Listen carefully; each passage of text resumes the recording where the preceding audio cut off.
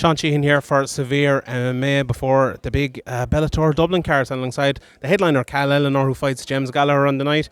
Cal, over in Ireland now, obviously you're supposed to have this fight a couple of weeks or a couple of months ago even. How happy are you to be back now and this fight coming along again? Ecstatic, mate. I just cannot wait to get my hands on him now and prove how good I am, you know what I mean, and beat someone like that in dramatic fashion and really make me stamp and really get to where I want to be, you know what I mean. I believe I put him away and it'll really open some big doors for us, so that's all I want to do. So I'm over the moon to be back here now. Can you walk us through the situation with the last fight? What happened and what the situation has been between then and now to get you cleared to fight again? So my last time, what happened was I fought in South Africa in 2017. Was the first time I fought out there. It was the first time I ever did a brain scan in my life. Did the brain scan, fought, everything was fine. Fought four more times, signed to Bellator, fought Nathan Grayson. I used the report from the scan in 2017, which was still in date. I cleared it for this. I give it for this fight when I was meant to fight James originally, and then they says, oh no, every time you fight in Ireland you need to do a fresh scan. So I was like, right, whatever, that's fine, I'll do it, no worries. Went, did the scan. Basically, within 2 days, the CFMMA rang us and said, look, it's something's flagged up here that they're not happy with. You need to get an assessment. So I went to see Dr. James Teo, who's known for actually dealing with a lot of fighters' cases like that. So went to see him. He basically said straight away, he's like, look, like, I'm going to be honest with you, your career's done. You kind of be fighting again. You've gone from having none of these signs in your original scan, none of this damage, none of this gap, to then having three spots on the right side of your brain and a gap in the temporal lobe at the front. He said it's a kind of, was it frontal lobe, something like that. He said it's a lot of drastic change within 2 years. He says it's like as if we'd see scans like this if someone had just had a bad car crash and come in.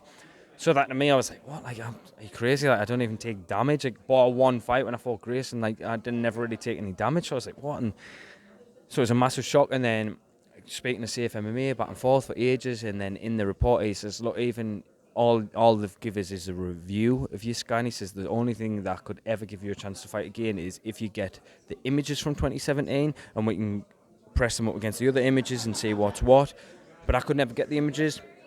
I couldn't get the images when I fought Grayson because they asked for them then. AFC wouldn't give us the images, so they were speaking to the lab. The lab couldn't get the images, said they didn't have them. So I thought it was pretty much done for, you know what I mean? In the doctor's report, he said, look, like, even if you get the images, the doctor's not going to be wrong. You're not going to get a neurologist who writes a brain scan sheet, what they're doing, day in, day out, what they know what they're looking for is going to be wrong. He says, but that would be the only chance you'd ever have. My friend Alistair Bishop, who lives in South Africa, in Johannesburg, went to the lab and he's pestering them to speak to different people, and they put him in touch with this woman.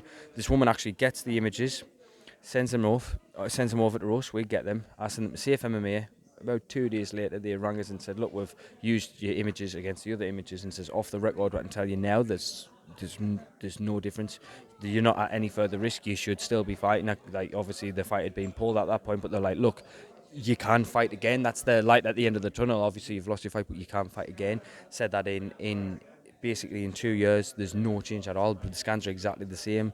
So they were saying that you're not at any further risk. They said what might happen is the fighting Bellator or say for MMA might make you do more regular scans because I have got this stuff on my brain. But they're saying it's not. It could have been from birth or it could have been came from before I did my original scan. They don't know. But it hasn't changed, so I can fight again, you know what I mean? Is that a thing maybe, a lot of fighters, they go head first into their career and they don't think about, I think about it when it's over. Is that maybe something that made you maybe reflect a little bit on your health as well as, your ability to fight? Yeah, 100%. Like, obviously, I've got kids at the end of the day, and that was what was in my mind at the time as well. You know what I mean? I've got all this stuff going on, all that. My mum died at the same time as all that was going on, so it was just a nightmare situation. And I'm thinking, well, what am I going to do?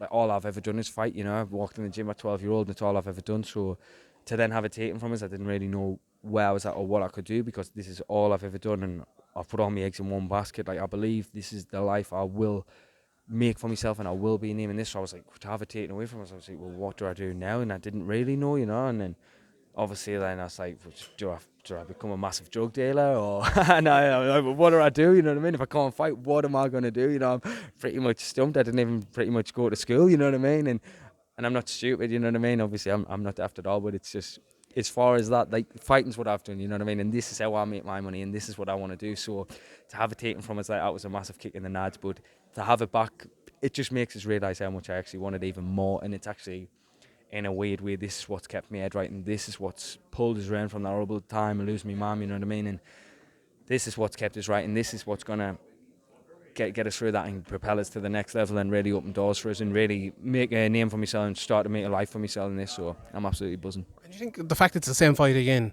maybe it's like, okay, I can kind of get this past me now. It's like, mentally as well as the actual fight and physically. Do you think that's kind of a thing going to be in your head coming into February 22nd? It's a good. I look at it like a chapter of my life, and when I put James away, that's the after the fight is when I'll say, right, I'm glad that this is in memory of my mum. I'm glad that's behind us now. Fresh start off that, beat James, and then I'll be opening the higher tier of the organisation where I believe I should be, and finally be a name in MMA like I've always dreamt about being. So So it is, as far as that goes, it'll be good to close this chapter in a good fight as well. After the fight, I'll be cool, and before the fight, whatever it is, you know what I mean. I'm gonna put him away in style, and then we can deal with stuff that way. You know what I mean. I'll be sweet with him after that.